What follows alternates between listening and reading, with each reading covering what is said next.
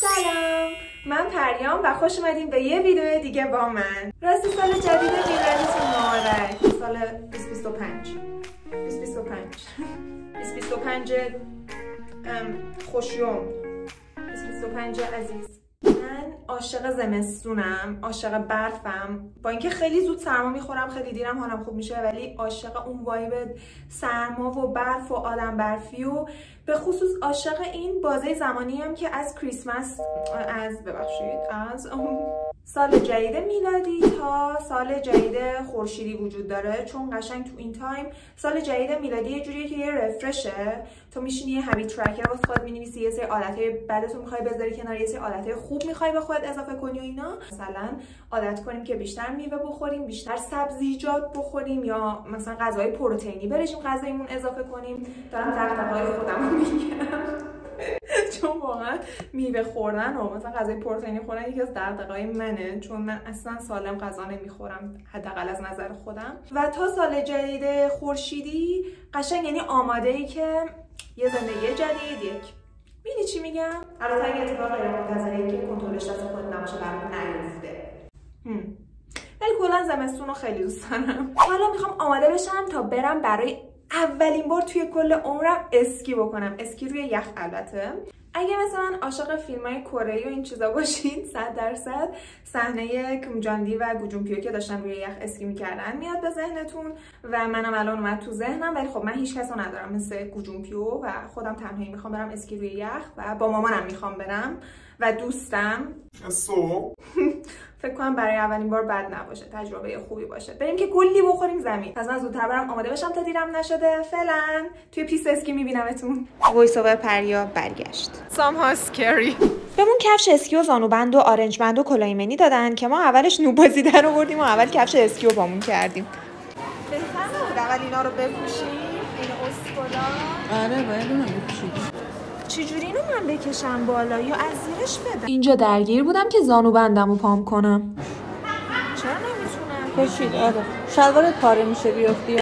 نگو که دارم زانو بند دارم آرنج بند و به زانو میبندم. فقط دارم زانو بندم.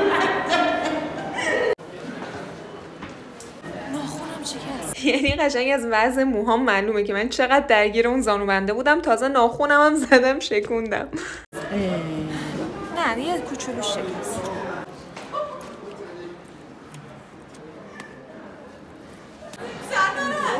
اونجا بخوایم با کاپشن بریم گرمه. آخرم کاپشن پوشیدم چون داخل پیس خیلی سرد بود.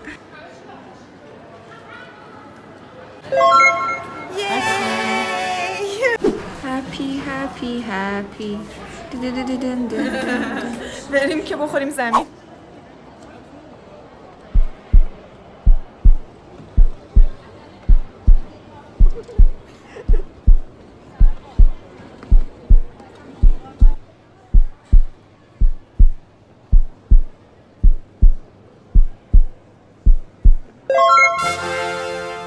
بالاخره پامو گذاشتم تو پیست یخ.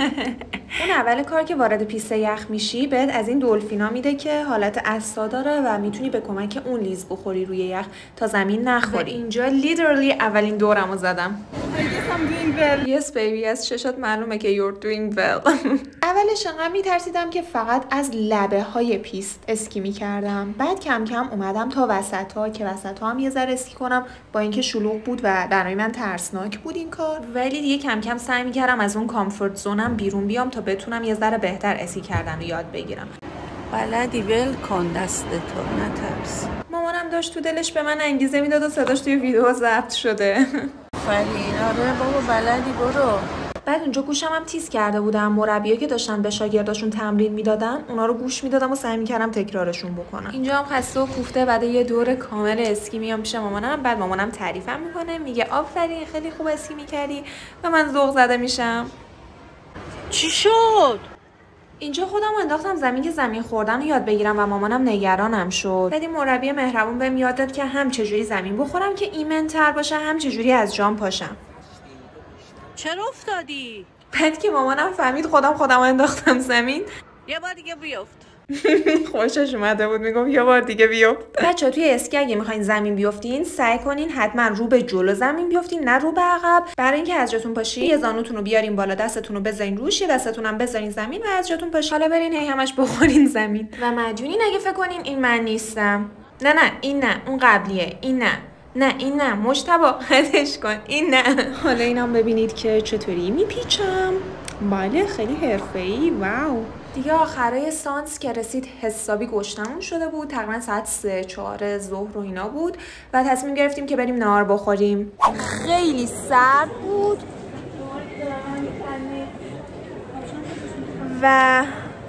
ولی خیلی حال داد. فقط اونجاش که من به جای زانوبند آرنج بند و زورکی داشتم از روی شلوار به اون کلفتی رد می‌کردم که به زانوام ببندم. پرسیدیم که میشه از زیر شلوار پوشید یا نه، گفت آره.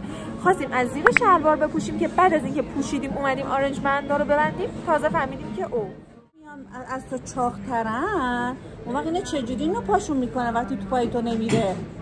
نگو تو اشتباه نگو بندو. ما 1 ساعت سانسمون بود. از اون 1 ساعت من فیلم گرفتم. ما 1 ساعت سانسمون بود. از اون 1 ساعت سانس 20 دقیقه فقط داشتیم لباس می‌پوشیدیم.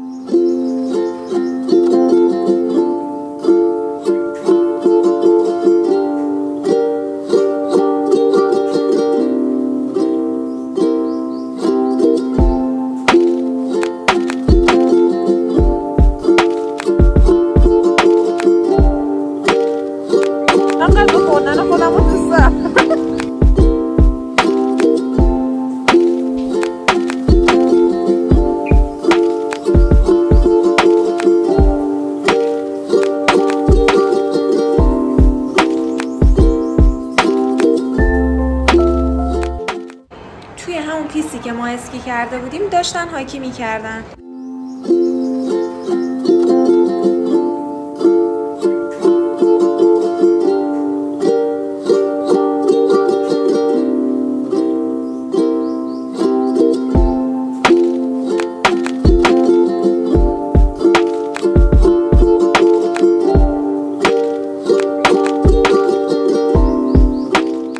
رفتیم اسکی روی یخ. خیلی تجربه قشنگی بود و دفعه اولمون بود و اصلا سخت نبود، یعنی ما اصلا زمین نخوردیم. و اون یه تیکه‌ای هم که من زمین خوردم خودم خواستم زمین بخورم، در واقع می‌خواستم زمین خوردن رو یاد بگیرم. 1 ساعت سانسش بود و اسکی کردیم و بعدش دیگه رفتیم یه ناهاری خوردیم و بعدش هم یه ذره پیاده‌روی کردیم. هیچ فیلمبردار داره خمیازه میکشه چون خیلی خوابمون میاد، خیلی خسته. اومدیم یه کافی شاپ که یه چایی و قهوه‌ای بخوریم، یه ذره انرژیمون برگرده که فقط بتونیم برگردیم خونه، همین بتونیم تا خونه رانندگی بکنیم. رفتیم نهار خوردیم، بعدش رفتیم یه ذره پاساژو گشتیم. هر کتاب فروشی که بود کتاب فروشی‌ها رو یعنی جلو چشاشون آوردیم.